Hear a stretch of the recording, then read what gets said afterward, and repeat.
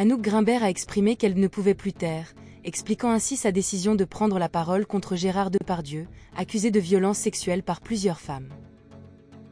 À l'âge de 60 ans, l'actrice, l'une des rares à avoir dénoncé les agissements supposés du monstre sacré, s'est confiée ce mardi 12 mars aux Parisiens sur sa décision de briser le silence. J'ai exprimé ce que je jugeais nécessaire de dire à un moment où le silence était assourdissant, a déclaré l'actrice, qui a partagé l'affiche avec Gérard Depardieu dans de nombreux films. Je ne pouvais plus garder le silence face à l'omerta qui règne dans le milieu du cinéma.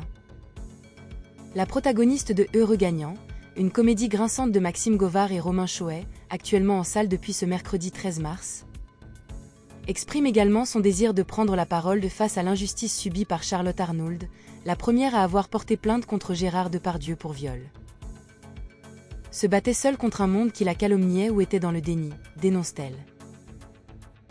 Je déplore le manque de soutien de la part d'un plus grand nombre, car nombreux sommes-nous à avoir été témoins, au moins verbalement, des agressions de Depardieu. Gérard Depardieu fait également l'objet d'une plainte pour agression sexuelle déposée par la comédienne Hélène Darra, ainsi que d'une plainte pour viol déposée en Espagne par la journaliste espagnole Ruth Baza. À la fin du mois de février, une décoratrice de cinéma a également porté plainte contre l'acteur pour des faits d'agression sexuelle qui auraient eu lieu en 2021 lors du tournage des Volets Verts. Gérard Depardieu nie catégoriquement avoir commis des actes de violence envers des femmes.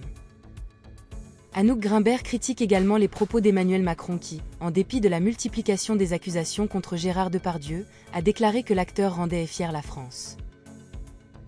Il est honteux de s'interposer entre la justice et les victimes en affirmant qu'un agresseur est une source de fierté pour la France. Un président de la République ne devrait pas entraver la recherche de vérité.